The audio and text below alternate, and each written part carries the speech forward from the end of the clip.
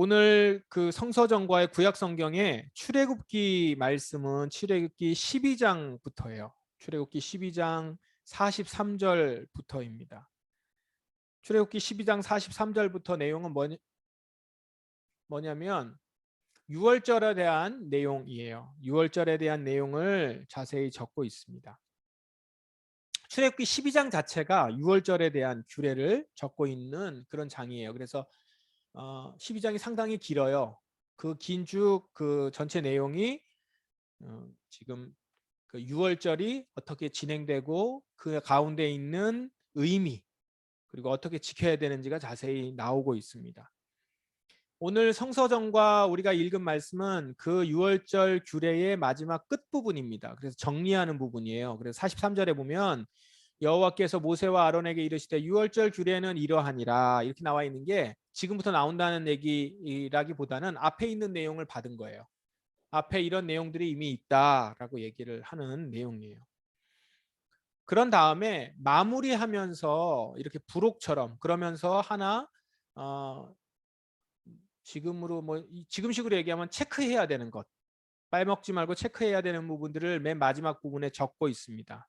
근데 그 부분이 어떤 거냐면 유월절 고기를 먹을 수 없는 사람들 그리고 먹으려면 어떻게 해야 되는지 자격에 대해서 얘기하고 있는 본문이에요. 오늘 본문 내용이. 근데 여기 보시면 이렇게 나옵니다. 여호와께서 모세에게 와 아론에게 유월절계를 얘기하셨고 이방 사람은 먹지 못할 것이나 각 사람이 돈으로 산 종은 할례를 받은 후에 먹을 것이며 거류인과 타국 품꾼은 먹지 못하리라. 뭐 이렇게 쭉 나오죠. 예. 그러니까 여기 지금 먹지 못하는 사람들 얘기가 나와요. 어떤 사람들이 나오냐면 이방 사람, 종, 거류민, 타국 품꾼 뭐 이렇게 나오죠. 그러니까 우선적으로 뭘 알 수 있어요? 이스라엘 사람들과 함께 섞여 살고 있는 사람들이 있었던 거예요. 이방 사람들, 그러니까 외국인들하고 그다음에 거류민들 잠깐 그 안에 있었던 사람들, 타국 품꾼, 일꾼으로 와가지고 돈 받고 일하는 사람들 이런 사람들이 그 이스라엘 사람들 가운데 있었다는 거죠. 섞여 있었다는 겁니다. 그런데 이게 지금 출애굽기 아니에요? 출애굽할 때부터 순수 이스라엘 혈통의 사람만 있었던 게 아니에요. 여러 민족과 족속들이 그 안에 섞여 있었고 출애굽하면서 같이 나왔어요. 그래서 그 성경이 지금 번역이 조금 달라지긴 했는데 예전 성경 번역에는 뭐라고 나왔냐면 잡족, 그러니까 이 사람 저 사람 여러 민족들이 같이 나왔다 이렇게 표현을 해놨어요. 그래서 이스라엘 사회 안에는 이스라엘 혈통의 사람들만 있는 것이 아니라 다른 민족 사람들도 다 섞여 있었고 지금같이 이런 그 국경이라든가 민족이 잘 구분이 되어 있었던 시대가 아니기 때문에 확 섞여 사는 거죠. 국경이 따로 있는 것도 아니고 그냥 어느 지역 사람 뭐 이렇게 그냥 보는 정도였을 겁니다. 출애굽 당시에 이미 여러 민족과 인종들이 섞여 있었다라는 겁니다. 그런데 보세요. 유월절의 의미가 뭐예요? 유월절을 말하자면 독립기념일이에요.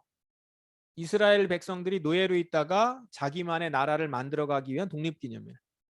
게다가 이것은 단순한 한 나라의 독립기념일이 아니라 하나님이 구원하신 특별한 민족 이렇게 부르신 거거든요. 그걸 부르기 위해서 애굽에서부터 나오게 했었던 거예요. 그래서 유월절은요 이스라엘 백성들에게 상당히 중요한 절기입니다. 정체성을 갖게 하는 날이고 내가 누구인가 우리가 누구인가를 알게 하는 그 시작점이 돼요. 유월절이. 그렇기 때문에 유월절을 지킨다는 건 뭘 의미하냐면 그들의 이야기 그들만의 정체성 이거를 갖는다라는 겁니다. 유월절을 지키는 사람은 그냥 독립기념일 하루 쉬는 게 아니고 그날은 정체성을 갖고 내가 특별한 사람이고 하나님의 특별한 민족이고 부름받은 사람이다. 거룩한 백성이다라는 것들을 알고 구원받은 사람이라는 걸 아는 거예요.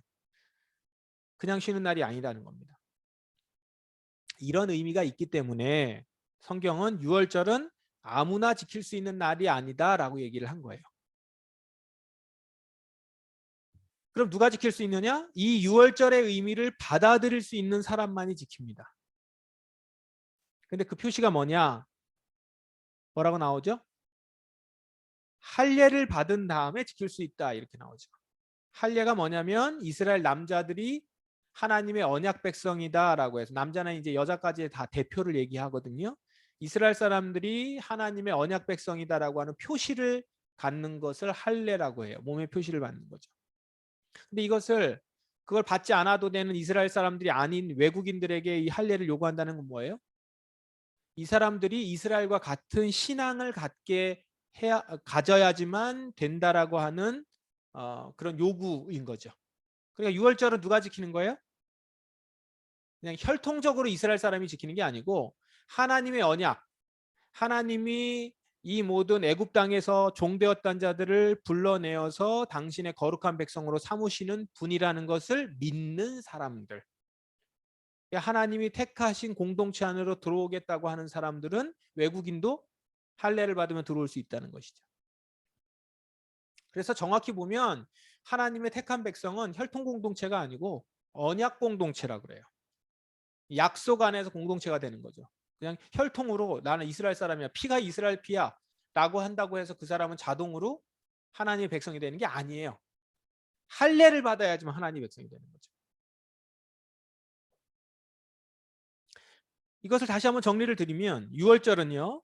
하나님이 우리를 노예에서 해방하시고 구원하셨다라는 걸 믿고 지키는 사람은 그 약속의 공동체 안으로 들어와서 유월절을 지켜야 된다라는 것이죠. 그것이 오늘 출애굽기의 말씀 내용입니다. 자, 이제 고린도전서 오늘 우리가 같이 읽었었던 말씀을 한번 보십시다. 11장 27절 먼저 보시면 그러므로 누구든지 주의 떡이나 잔을 합당하지 않게 먹고 마시는 자는 주의 몸과 피에 대하여 죄를 짓는 것이니라. 이렇게 말씀이 있습니다. 무슨 내용이죠? 주의 떡이나 잔, 성찬식 내용이에요. 성찬식에 참여하는 자들은 그 성찬을 받는 데 있어서 합당해야 된다는 건데 합당하지 않게 성찬에 참여하면 죄를 짓는 것이다. 이렇게 얘기를 하면서 오늘 말씀이 시작을 해요. 그래서 지금 성찬에 대한 얘기가 나오고 있는데 그러면 여기서 말하고 있는 합당하지 않은 모습은 뭔가? 성찬에 참여할 만한 합당한 모습을 갖지 못하는 그런 모습은 뭔가? 이제 11장 27절만 가지고는 그걸 모르는데 앞에 내용이 연결돼 있어요. 그 앞에 내용은 우리 어제 내용이에요.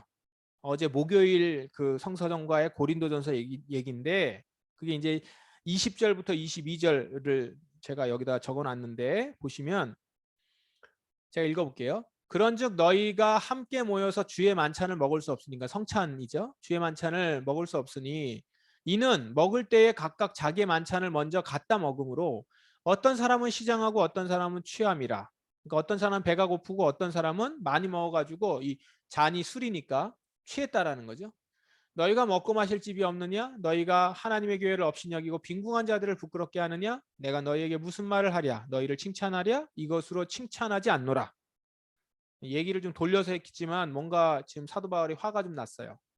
왜 그러냐면 일단은요. 여기서 주의 만찬이라고 나오는데 당시의 만찬, 성찬은요. 우리가 지금 예배 때 드리는 성찬식하고는 좀 달라요. 지금은 이렇게 성찬이 떡과 잔을 상징하는 아주 작은 것들을 살짝살짝 먹는 걸로 예배 때 하지만 그 당시에는 이게 뭐냐면 진짜 식사였습니다. 실제 식사.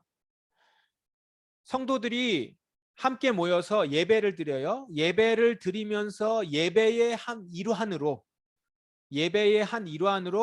예배 이제 지금으로 하면 예배가 끝나는 거지만 그 당시엔 예배의 일환으로 같이 모여서 식사를 합니다. 그걸 주의 만찬이라고 해요. 주님의 사람들이 주님과 함께 그 가운데 만찬을 먹는 거죠. 실질적으로 예수님도 그 제자들과 십자가 돌아가시기 전날 마지막 만찬을 하셨죠. 그게 진짜 만찬이거든요. 근데 그 만찬이 유월절 만찬이었단 말이에요. 그러니까 거기서부터 기념을 하셔가지고 된 거고 그것을 기념해서 지금 교회들이 성찬식을 하는 거거든요. 지금 이 고린도 교회도 그렇게 한 거예요. 만찬을 한 건데 그때는 이 식사를 하는 거니까 어떻게 하냐면 이 식사를 어떤 부엌이 있어가지고 교회 부엌에서 주방팀이 따로 만들어가지고 이렇게 권사님들이나 누가 만들어서 하는 게 아니고 각자가 집에서 먹을 걸 가져와요. 가져와서 다 같이 차려놓고 함께 그 안에서 같이 식사를 했던 거죠. 어떤 상황이 되겠어요? 좋은 음식을 많이 가져오는 사람도 있을 것이고 좀 가난한 사람들은 많이 음식을 가져오지 못할 경우도 있겠죠. 이제 그런 문제도 있지만 또 무슨 경우가 있냐면 못 가져오는 사람들도 있었을 것이고 때로는 일이 늦게 끝나서 예배를 드리러 와야 되는데 예배 드리러 올 수 없는 상황이나 늦게 끝나서 늦게 오는 사람들이 있었던 것 같아요. 예배에. 그러면 보세요. 당시에 일하다가 늦게 오는 사람은 예배 때 그만큼 일을 많이 해야 되는 사람이었어요. 지금은 뭔가 좀 자기가 유능하면 일이 많을 수도 있지만 그 당시에 이런 일은 다 노동의 일이었단 말이죠. 노동의 일은 누가 했죠? 하층민들이 했습니다. 그러니까 상류층이나 돈이 많은 사람들은 노동을 하지 않았어요. 그래서 지금 제 시간에 예배를 참여할 수 있는 사람들은 그리고 음식을 많이 가져올 수 있는 사람들은 어떤 사람들이죠? 비교적 여유가 좀 있었어요. 경제적 여유가 있었던 사람들이 이제 가지고 온 거죠. 그럼 늦게 들어오거나 이제 뭐 음식을 가져오지 못하는 사람들은 노동을 해서 먹고 사는 사람들이나 이 부자가 보다는 비교적 가난한 사람들 그런 부류의 사람들일 거예요. 근데 이제 뒤늦게 믿음이 있고 예배를 드리러 뒤늦게 허둥지둥 왔어요. 음식도 가져오지 못하고 배고프게 올 수 있죠. 일하다 왔으니까. 그런데 와서 보니까 주의 만찬이라고 하는 시간인데 식사할 식사가 없는 거예요. 먼저 앞에 있었던 사람들이 뒤에 올 수 있는 사람들 자기 공동체에 누가 있는지 알잖아요. 아니까 그 사람들이 올 거라는 생각을 해야 되는데 그러지 않고 먼저 다 먹어버리고 순서 자기 순서라고 해서 먼저 가져와서 먼저 버리고 게다가 취하기까지 했다는 거예요. 취한다는 건 뭐죠? 더 먹었다는 거 아니에요. 과도하게.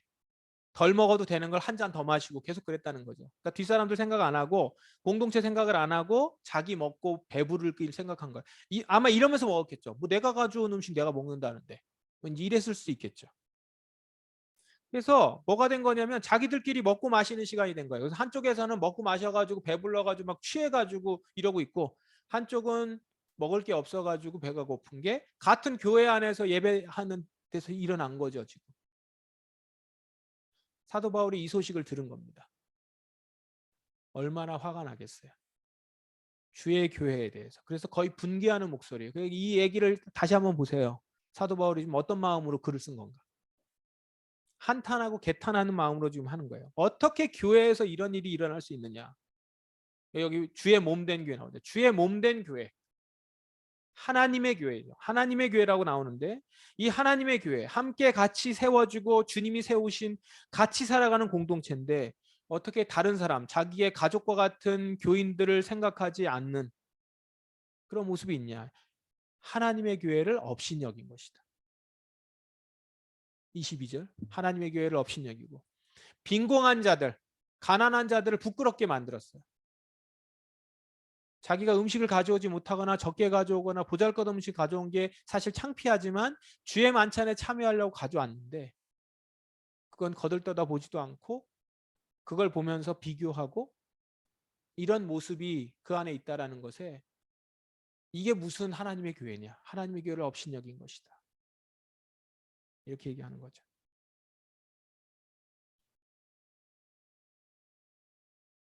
자, 그리고 나서 오늘 말씀이에요. 그렇게 보시면 이게 죄라는 얘기까지 나오는 이유가 그렇습니다. 그러므로 그 결론이거든요. 그 얘기의 결론이 오늘 말씀이에요. 오늘 27절부터. 그러므로 누구든지 주의 떡이나 잔을 합당하지 않게 먹고 마시는 자는 주의 몸과 피에 대하여 죄를 짓는 것이라. 자, 보세요. 여기에서 합당하게 먹지 않는 자 어떤 모습이었어요? 조금 전에 말씀드렸었던 거죠. 여기 뭐라고 나오죠? 주의 몸과 피에 대하여 죄를 짓는 것이다. 그러므로 자기를 살피고 사람은 그 다음에 떡을 먹고 잔을 마셔야 된다. 이렇게 나와요. 여기서 자기를 살피는 게 뭘까요? 합당하지 않게 먹고 마시는 거는 아까 얘기한 것처럼 다른 사람 생각하지 아니하고 공동체를 생각하지 아니하고 자기 배만 채우는 사람의 모습이었어요. 합당하지 않은 거예요. 그거는 주의 몸과 피, 교회에 대해서 죄를 짓는 거라는 거죠. 그리고 지금 28절에 사람이 자기를 살피라. 그럼 살피는 건 뭐예요? 자기의 내면의 도덕적 성찰을 하라는 얘기가 아니고 그 내면의 신앙심을 가져야 되고 내 안에 무슨 죄가 있는가 이게 아니에요. 이런 의미가 아니고 여기서는 주변을 살피라는 거예요. 주의 교회를 살피라는 거죠. 자기 뭐 숨겨진 죄를 찾으라는 거라기보다는 주의 만찬, 공동체가 함께하는 예배에서 자기 행동이 다른 형제와 자매들에게 어떻게 영향을 미치는지 잘 고려하라는 거예요.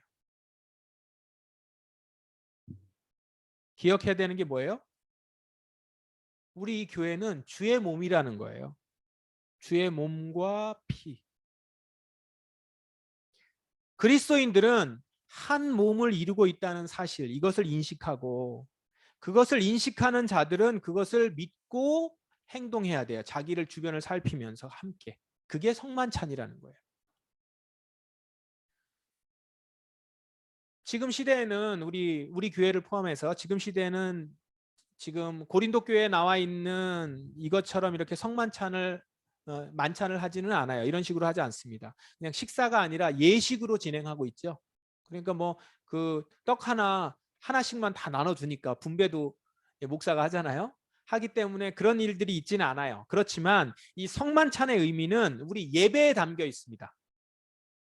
그리고 지금 이 고린도 교회에 얘기하고 있는 이 얘기는 우리 교회와 예배에 이 정신이 담겨 있어야 돼요. 어떤 정신이요? 공동체 의식이에요. 예배를 드릴 때 그냥 나만 하나님께 은혜를 받는 시간이 아니고 그리스도 안에서 한 몸을 이루고 있는 자라는 인식이 우리 가운데 있어야 된다는 것이죠. 그게 예배예요. 공동체 의식을 가지고 예배에 참여하는 겁니다.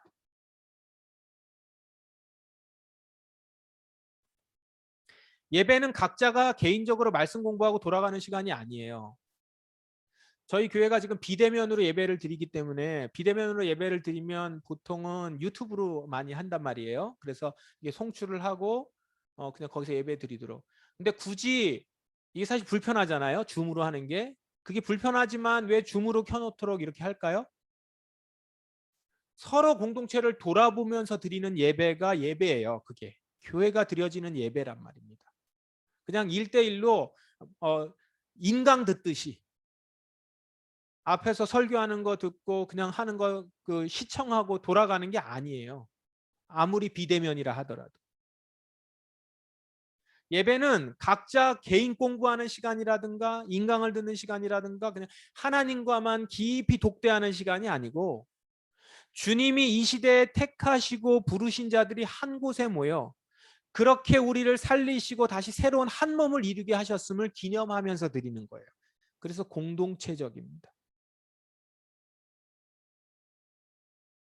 자, 출애굽기 얘기를 다시 한번 생각해 보십시다. 출애굽기에서 유월절을 지키기 위해서 할례를 행한다고 그랬죠. 할례를 행해야 된다고 그랬어요. 그 할례를 행하는 것도 이런 의미를 발견할 수 있어요. 할례는 이스라엘의 언약 공동체로 들어온다는 의미예요. 구원을 기념하면서 예배에 참여한다는 것은 언약의 공동체 안으로 들어와서 언약의 공동체 안에서 살아가겠다라는 거예요. 그러니까 유월절을 지킨다는 것은 내가 하나님의 백성이라는 거죠. 그럼 하나님의 백성으로서의 표시, 할례를 받아야 된다는 거죠. 그거는 뭐예요? 공동체 안으로 들어온다는 거예요. 언약 공동체 안으로. 우리가 구원받았다라고 하는 것은 곧 공동체 안에서 새로운 삶과 그 질서 안에서 이 땅을 살아간다는 거예요.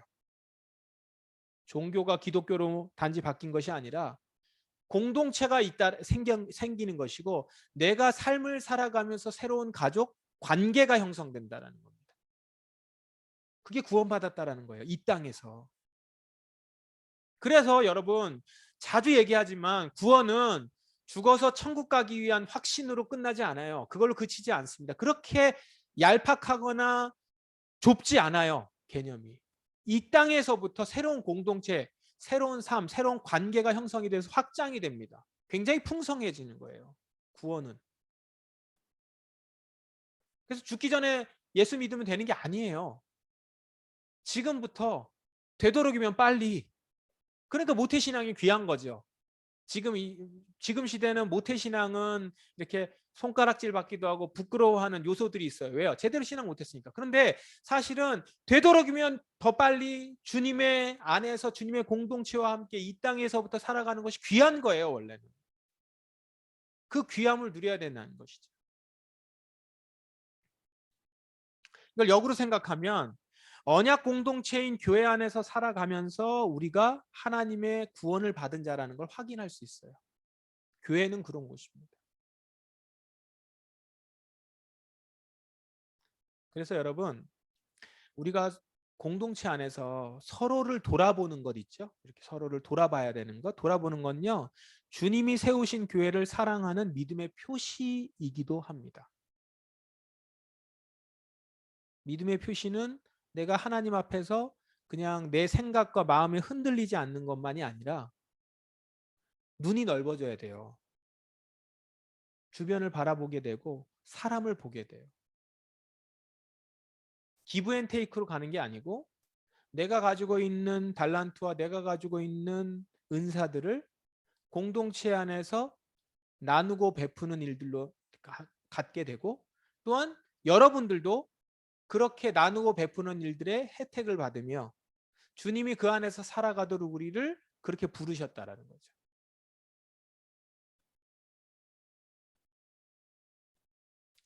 교회는 목사, 전도사 몇 명의 사람들이 그냥 열심히 하고 나머지 사람들은 그 준비된 것에 와서 참여하고 돌아가는 것이 아니에요. 그래서 여러분, 목사님이 하세요, 전도사님이 하세요 이렇게 넘기면 되는 공동체가 아니라고요. 원래 만들어진 게 그게 아니에요. 그래서 말씀을 드리는 겁니다. 이 공동체는 같이 하나님 안에서 여러분들이 가지고 있는 달란트를 가지고 같이 나누며 베풀며 살아가는 곳이라는 거죠. 그래서 교회가 귀하죠. 그래서 우리 공동체가 지금도 주님이 세우신 공동체라는 말을 하면서 거기에 맞는 삶을 살고 그런 사랑을 하기 위해서, 그런 구현을 하기 위해서 나아가는 거죠. 비록 우리가 좀 인격적으로 모자라기도 하고 부족하지만 그래 같이 성장해 나가면서 달라지게 되고 변화되어야 하는 것입니다.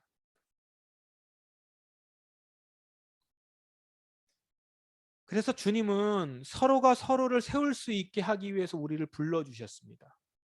목사로, 전도사님으로, 성도로 어떤 일을 하는 데 있어서 각각의 자리를 전도자로 다 세우셨어요. 이 부분은 우리 주일날 또 조금 더 말씀을 좀 나누면서 묵상하시겠습니다만, 우리를 그렇게 각자의 자리에 세우셨어요. 그거는 그냥 직분으로 세웠다는 게 아니고 역할로 세웠다는 얘기를 하기 위해서 하는 거예요. 목사, 지금 전도사 얘기한 거는 예를 든 것이고, 여러분 한 사람 한 사람이 해야 되는, 할 수 있는 일들, 은사들이 있어요. 이걸 내가 왜 해야 돼? 뭐 내가 이런 달란트가 있다고 꼭 이걸 내가 여기서 봉사를 해야 돼? 교회는 맨날 공짜 의식이 있어. 이런 생각들로 우리의 마음이 닫혀지면 거기서부터 뭐가 시작되냐면 교회 공동체가 아니고 그냥 비즈니스 관계가 돼버리거나 동호회가 돼버리죠. 회비 낸 만큼 서로 가져가고 권리 찾고, 권리를 찾는 곳이 아니라 주님이 주신 사랑으로 은혜를 나누는 곳이에요. 그러니까 이건 자연스럽게 돼야 되는 거니까 제가 뭐 지금 얘기한다고 해서 되는 게 아니겠죠. 그래서 주님의 사랑, 주님이 내게 주신 사랑이 얼마나 크고 내가 어떤 청지기인지 알면 기꺼이 그 일을 해 나가는 거죠. 그걸 우리 꿈꾸는 거예요. 그걸 기대하고 소망하는 거예요. 주님이 주신 공동체가 이런 공동체구나. 이게 교회구나. 그걸 소망하며 내가 속하여 있는 이 포도나무 공동체가 그런 교회가 되기를 간절히 구하고 소망하는 것이 우리 공동체의 이런 한 사람 한 사람의 모습이어야 되겠죠. 부족하면 불만을 가질 수도 있지만 그 불만을 바꿔서 기도하면서 하나님, 이 공동체가 그런 공동체가 되길 원합니다. 우리의 필요한 부분들, 제가 이렇게 필요한 부분들을 주님께 간구해요. 간구하면 하나님이 나한테 다이렉트로 주시기도 하지만 공동체의 다른 어느 지체에게 그걸 이미 주셔서 그 지체를 보내주실 수도 있어요. 그래서 그 지체를 통하여서 하나님이 이루시려고 하는 거예요. 그럼 이거는 어떤 역사가 일어나야 되죠? 공동체 안에 은혜가 있어야 되고 사랑이 있어야지만 그게 막 돌아갈 거예요. 그죠? 그래서 우리 안에 은혜가 필요해요. 하나님의 은혜가 더욱더 필요하고 하나님의 사랑을 더욱더 깨닫는 그 일이 필요합니다. 고린도 교회에 이런 부분이 있어요. 마지막으로 이 부분을 좀 보면서 조금 정신도 바짝 차리고 깨어서 보면 좋겠습니다. 그러므로 너희 중에 약한 자와 병든 자가 많고 잠자는 자도 적지 아니하니 우리가 우리를 살폈으면 판단을 받지 아니하려니와 우리가 판단을 받는 것은 주의 징계를 받는 것이니 우리로 세상과 함께 정죄함을 받지 않게 하려 하십니다. 자, 이 얘기가 좀 말이 어려운 것처럼 보이는데 이런 거예요. 그러므로 너희 중에 약한 자와 병든 자가 많고 잠자는 자 이거 죽은 걸 말해요. 죽은 자가 적지 않다라는 거예요. 우리가 우리를 살폈으면 심판받지 않았을 텐데 무슨 소리예요? 교회가 서로를 돌아보지 않아서 약자와 병든 자와 죽은 자가 있다는 거. 공동체 안에. 그 실제 있었던 것 같아요. 고린도 교회. 그러니까 진짜 배고파서 경제적으로 어려워서 약을 먹어야 되는데 약을 먹지 못해서 병들거나 약하거나 가난하거나 심지어는 죽는 자. 근데 그런 모습이 교회 안에 나타난다는 것 자체가 이미 심판받은 거라고요. 교회의 모습으로서 부끄러운 모습인 거죠. 돌아보셔야 돼요. 우리에게 지체를 돌아보실 수 있는 눈을 줬고요. 그리고 여러분들이 그 지체를 도울 수 있는 능력을 가지고 있어요. 그 능력을 가지고 포도나무 교회에 왔어요. 꼭 경제적인 것뿐만 아니라 여러 가지 능력들, 가지고 계신 달란트들. 서로 도우며 서로를 세워가는 공동체. 그것이 주님이 우리에게 바라는 공동체라고 믿습니다. 지난주부터 성서정과 말씀이 이제 공동체를 돌아보도록 교회를 세우는 쪽으로 우리에게 말씀을 계속 주고 계세요. 이제는 우리가 이 부분을 놓고 기도해야 될 때인 것 같아요. 포도나무 교회가 주님이 세우신 교회로 건강하게 서기를 기도합니다. 주님의 몸된 교회예요. 저의 교회도 아니고요. 제가 개척해서 내가 세운 교회가 아니에요. 주님이 불러주셔서 우리를 몸된 교회로 주님이 허락하실 때까지 우리는 같이 함께 공동체에서 만들어가는 공동체로 모여졌어요. 그거를 여러분들이 특별하게 주님이 부르심을 기억하신다면 이 안에서 주님의 나라를 맛보시려고 소망하시며 그 안으로 들어오실 거예요. 그리고 그런 주님의 사람들을 불러 모아 주실 것이고 보내주실 것입니다. 우리 교회가 이미 심판받는 교회 같은 모습이 아니라 하나님이 기뻐하시고 하나님이 많은 사람들을 그곳에 함께 하게 원하실 만한 그런 주의 몸된 교회로 우리 포도나무 교회가 쓰임받고 여러분 각각의 한 사람들이 되기를 바랍니다. 우리 이것을 놓고 소망하면서 이 시간 기도했으면 좋겠습니다.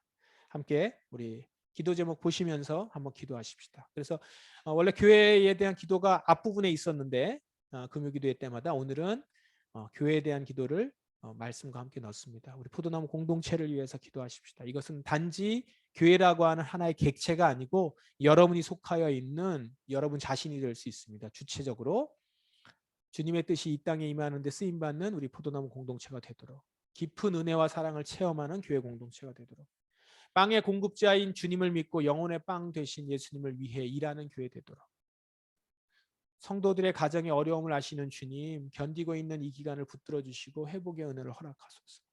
우리 서로를 위해서 사랑하며 격려하며 기도하는 이 시간 되면 좋겠습니다. 제가 말씀에 의지하여서 교회 공동체를 위해서 함께 기도하겠습니다. 아버지 하나님